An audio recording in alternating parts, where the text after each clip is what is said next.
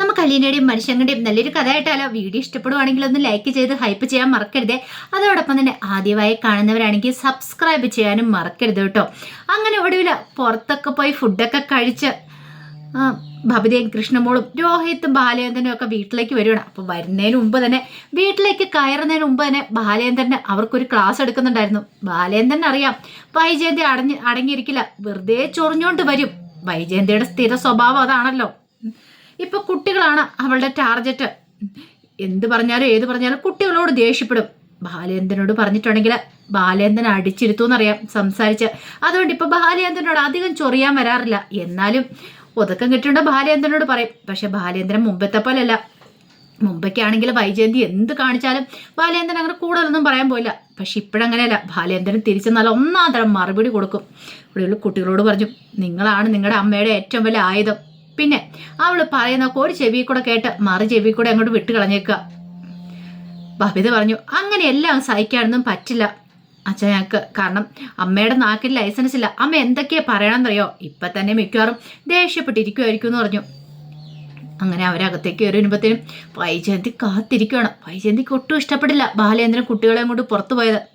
അങ്ങനെ വന്നു കഴിഞ്ഞപ്പോഴത്തേനും വൈജയന്തി പറഞ്ഞു, കൊള്ളാം, എന്നെ തോൽപ്പിക്കാനായിട്ടാ ബാലേന്ദ്ര നിങ്ങൾ കുട്ടികളെ വിളിച്ചുകൊണ്ട് പുറത്തു പോയതല്ലേന്ന് ചോദിച്ചു. അതെന്തിനാ നിന്നെ തോൽപ്പിക്കാൻ? എനിക്ക് എൻ്റെ കുട്ടികളെ കൊണ്ട് പുറത്തു പോകണമെങ്കിൽ നിന്റെ പെർമിഷൻ്റെ ആവശ്യമുണ്ടോ? അതിൻ്റെ ആവശ്യമൊന്നുമില്ല. അതെന്താ? എന്നോടൊന്ന് പറയാ പോലും വേണ്ട ഇവരെയും കൊണ്ട് പുറത്തു പോണ സമയത്ത്. ഓ, നിന്നോട് പറഞ്ഞ് നിന്റെ പെർമിഷൻ വാങ്ങിച്ചിട്ടാണോ എല്ലാം ചെയ്യുന്നത്? അല്ല, നീ ഇവിടെ ഓരോന്നൊക്കെ കാണിച്ചു കൂട്ടുന്ന എന്നോട് ചോദിച്ചിട്ടാണോ? നീ നിന്റെ തോന്നിയാസം പോകുന്നു വരുന്നു, അതൊക്കെ എന്നോട് ചോദിച്ചിട്ടാണോ വൈജയ്? അതിന് ഞാനെന്ത് തോന്നിവാസം കാണിച്ചെന്ന്? ഞാനിവിടെ ഒരു തോന്നിവാസം കാണിച്ചിട്ടില്ല. നീ നിന്റെ മനസ്സാക്ഷിയോട് തന്നെ ചോദിച്ചു നോക്ക് എന്താ ഏതാ എങ്ങനെയാന്ന്. അപ്പോഴേക്കും ബബിത പറഞ്ഞു, അമ്മ വെറുതെ അച്ഛനെ ചീത്ത പറയാൻ നിൽക്കണ്ട. ഞങ്ങൾ പുറത്തു പോയി കുറച്ച് സമയം ഒന്ന് എൻജോയ് ചെയ്തു, പുറത്തുനിന്ന് ഫുഡൊക്കെ കഴിച്ചു. അതിനിപ്പോൾ അമ്മയ്ക്ക് എന്താ പ്രശ്നം? അമ്മ ഞങ്ങളെ കൊണ്ടുപോകുന്നില്ലോ. അമ്മയ്ക്ക് അമ്മയുടെ ഇഷ്ടമല്ലേ വലുത്. അമ്മയുടെ സന്തോഷം മാത്രമേ നോക്കാറുള്ളൂ. പക്ഷെ ഞങ്ങളുടെ അച്ഛൻ അങ്ങനെയല്ല. ഓ, എന്നു മുതലാടി നിനക്ക് ഈ ബോധോദയൊക്കെ ഉണ്ടായി തുടങ്ങിയത്? അത് കേട്ടപ്പോൾ ഭവിത പറഞ്ഞു, അതെ, കുറെ കാലമായെന്ന് പറഞ്ഞു. ഇത് കേട്ടതും രോഹിത്ത് പറഞ്ഞു, ഞാൻ എന്താളും കയറി പോവാം. കാരണം രോഹിത്തിന് ഇഷ്ടമില്ല വൈജി ഇങ്ങനെ ഓരോന്ന് കിടന്ന് പറഞ്ഞുകൊണ്ടിരിക്കുന്നത്. അവസാനം വന്നു കഴിയുമ്പോൾ അലീനയുടെ മുതകത്തായിരിക്കും കുറ്റം മുഴുവൻ ഉണ്ടായിരിക്കുന്നത്. അതുകൊണ്ട് രോഹിത്ത് അങ്ങോട്ട് ദേഷ്യപ്പെട്ട് കയറിപ്പോയി. അപ്പോഴേക്കും വൈജ പറഞ്ഞു, എല്ലാവരും എനിക്കെതിരെ തിരിഞ്ഞോ? എന്ന് വെച്ചാൽ ഞാൻ ഏതാണ്ട് ചെയ്ത പോലെ. എടി, നിനക്കൊക്കെ വേണ്ടിയിട്ടല്ലേടി ഞാൻ ജോലിക്കാരി ഇവിടെ കൊണ്ടുവന്നേ.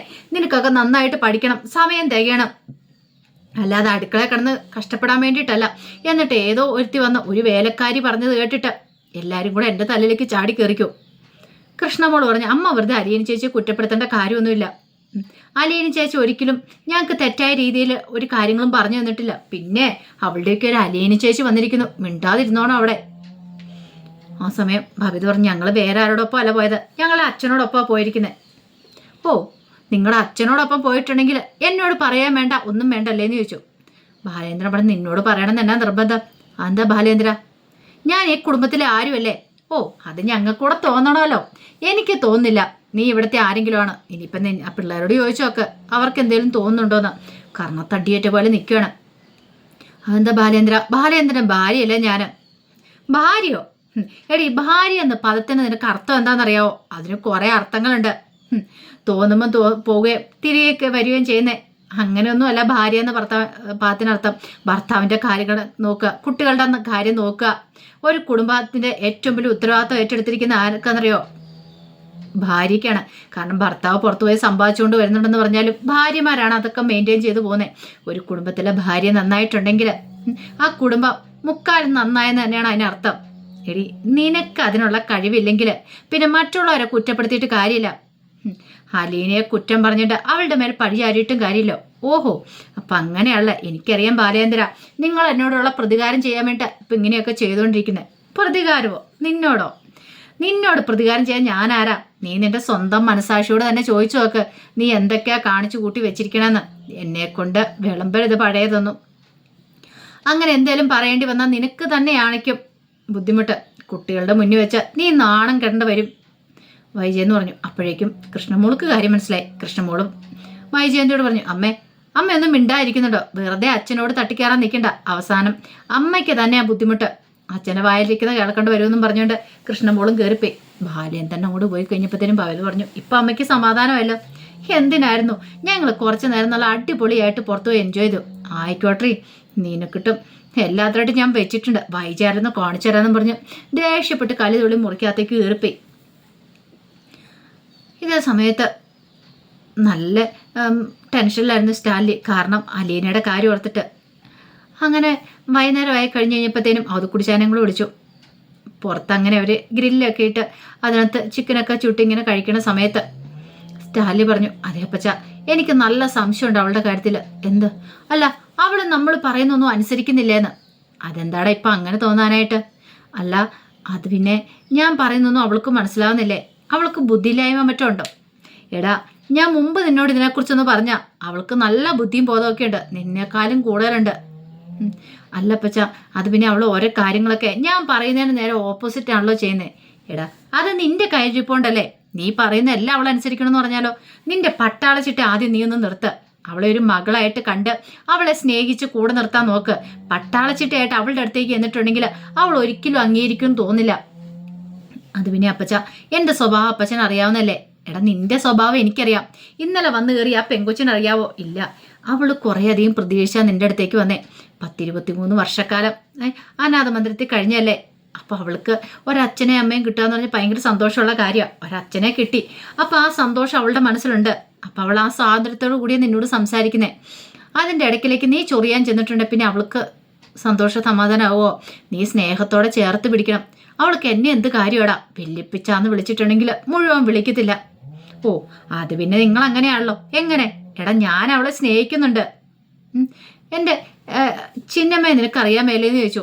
എന്തൊക്കെ പറഞ്ഞു പറഞ്ഞാലും എനിക്ക് അവളെ എത്ര സ്നേഹമായിരുന്നു. അത് പിന്നെ അപ്പച്ച, ശരി തന്നെയാ. 23 വർഷക്കാലം അനാഥാലയത്തിൽ കഴിഞ്ഞു. എന്തുകൊണ്ടാ? അതിന് കാരണക്കാരൻ അപ്പച്ചൻ തന്നെയല്ലേ. അപ്പോഴേക്കും അത് കുടിച്ചാനൊന്നും മിണ്ടിയില്ല. അന്ന് ഞാൻ പറഞ്ഞ അവളെ എനിക്ക് കല്യാണം കഴിപ്പിച്ചു തരാൻ. അപ്പോഴപ്പച്ചൻ അപ്പച്ചൻ്റെ ജാതി മതം എന്തൊക്കെയായിരുന്നു. എന്നിട്ട് എന്ത് നേടി? ഒടുവിൽ ഒരു പെങ്കൊച്ച് 10-23 വർഷക്കാലം അനാഥാലയത്തിൽ കഴിയേണ്ട വന്നില്ലേ? അത് പറയുമ്പോഴത്തേനും സ്റ്റാൻലിയുടെ ഒച്ചയൊക്കെ ഇടറി. അലീന കേൾക്കുന്നുണ്ടായിരുന്നു മുറി കിടന്ന് താഴത്തെ സ്റ്റാൻലിയുടെ ഒച്ചപ്പാടും ബേളുമൊക്കെ. അങ്ങനെ അവത് കുടിച്ചാനും മദ്യം ഒഴിച്ചു കൊടുത്ത് സ്റ്റാൻലിയും കുടിക്കണം. കുറേ സമയമായി തുടങ്ങിയിട്ട്. അലീനയ്ക്ക് ഭയങ്കര സങ്കടമായി. ഇങ്ങനെ പോയിട്ടുണ്ട് ഇത് എവിടെ ചെന്ന് അവസാനിക്കും? എങ്ങനെയെങ്കിലും പപ്പയുടെ കുടിയൊന്ന് നിർത്തണമെന്ന് കരുതുന്നുണ്ട്. പക്ഷേ അത് സാധിക്കുമെന്ന് തോന്നുന്നില്ല പെട്ടെന്ന്. കുറേ കാലമായിട്ട് പഴക്കമുള്ള കാര്യമാണ്. പെട്ടെന്നൊരു ദിവസം അങ്ങ് സാധിച്ചെടുക്കാനും പറ്റില്ല. അലീന പിന്നീട് താഴത്തെ സംസാരമൊക്കെ കേൾക്കണം മുറി കിടന്നിട്ട്. അവത് കുടിച്ചാനോട് സ്റ്റാൻലി പറഞ്ഞു, അപ്പച്ചൻ നോക്കിയോ, അവളെ ഞാനൊരു രാജകുമാരിയായിട്ട് വളർത്തും. രാജകുമാരി? അതേന്നെ, അവളുടെ പേര് തന്നെ ഞാൻ മാറ്റി. ഇനി അവള് എൻ്റെ പ്രിൻസസ് ആയിരിക്കുമെന്ന് പറഞ്ഞു. അവത് കുടിച്ചാൻ പറഞ്ഞിട്ട് അത്രയൊന്നും ഇല്ലെങ്കിലും നീ അവളെ നല്ല പോലെ ഒന്ന് കെയർ ചെയ്താൽ മതി. എനിക്ക് അവളുടെ മനസ്സ് മനസ്സിലാകാൻ പറ്റുന്നുണ്ട്. അവൾ ഇത്തിരി സ്നേഹവും നിന്നിൽ നിന്ന് ആഗ്രഹിക്കുന്നുള്ളൂ. അപ്പച്ചനൊരു കാര്യം അറിയാവോ? ഇനിയിപ്പോൾ അവളെ ഞാൻ എങ്ങനെ കൊണ്ടുനടക്കാൻ പോകുന്നറിയോ? എൻ്റെ ഉള്ളം കയ്യിലാണ്. ഇത്രയും കാലം അവൾ കാണാത്ത പല കാഴ്ചകളും അവൾക്ക് ഞാൻ കാണിച്ചു കൊടുക്കും. ഞാൻ അവളെയും കൊണ്ട് ട്രിപ്പ് പോകാനായിട്ട് പോവുക. അങ്ങനെ ഞങ്ങൾ ഉലകം ചുറ്റിയിട്ട് വരും. പിന്നീട് അവളുടെ കല്യാണം നടത്തണം. അവൾക്ക് പ്രായം 10-24 ആവാറായില്ലേ? അവളുടെ കല്യാണം നടത്തണം. അതിഗംഭീരമായിട്ട് നാടൊട്ടൊക്കെ വിളിച്ച് അവളുടെ കല്യാണം ഞാൻ നടത്തും. ഇത് കേട്ടപ്പോൾ അലീനയിൽ വല്ലാത്തൊരു ഞെട്ടലുണ്ടായി. അലീനയുടെ മനസ്സിലേക്ക് പെട്ടെന്ന് മനുവിൻ്റെ മുഖം ഓർമ്മ വന്നേ. അപ്പോഴേക്കും അത് കൂടി ഞാൻ ചോദിച്ചു, എടാ, അതിന് അവളുടെ കല്യാണം നടത്തണമെങ്കിൽ അവൾ കൂടെ ഇഷ്ടപ്പെടേണ്ട നീ കണ്ടെത്തുന്ന ചെക്കനെ. അപ്പച്ച, അവൾക്ക് വേണ്ടിയിട്ട് ഞാൻ നല്ല ചെക്കനെ കണ്ടെത്തുള്ളൂ. അവൾ പറയുന്നത് ഡോക്ടർ വേണോ, എഞ്ചിനീയർ വേണോ, ബിസിനസ്സുകാരൻ വേണോ, അവൾ പറയുന്ന പോലെ തന്നെ. ചെറിയ കേസൊന്നും ഈ സ്റ്റാൻലി പിടിക്കില്ലെന്നറിയാലോ. അതുപോലെ ഒരു ചെറുക്കനെയായിരിക്കും ഞാൻ കണ്ടെത്താൻ പോകുന്നത്. എടാ, അതിന് നീ കണ്ടെത്തുന്ന ചെക്കനെ അവൾക്ക് വേണ്ടെങ്കിലോ? അവൾ വേണ്ടെന്നൊന്നും പറയത്തില്ല അപ്പച്ച. അപ്പച്ചൻ അറിയത്തില്ലാത്തതുകൊണ്ടാ. എൻ്റെ മോളെ എനിക്കറിയാം. അവളെൻ്റെ രാജകുമാരിയാ. കണ്ടോ അപ്പച്ചന് അവളെ ഞാൻ എങ്ങനെയാണ് വളർത്താൻ പോകുന്നതെന്ന്. അതൊക്കെ കേട്ടത് അവത് കുടിച്ചാൻ പറഞ്ഞു, നിനക്ക് വേറെ 3 മക്കളും കൂടെ എന്നുള്ള കാര്യം മറക്കരുത്.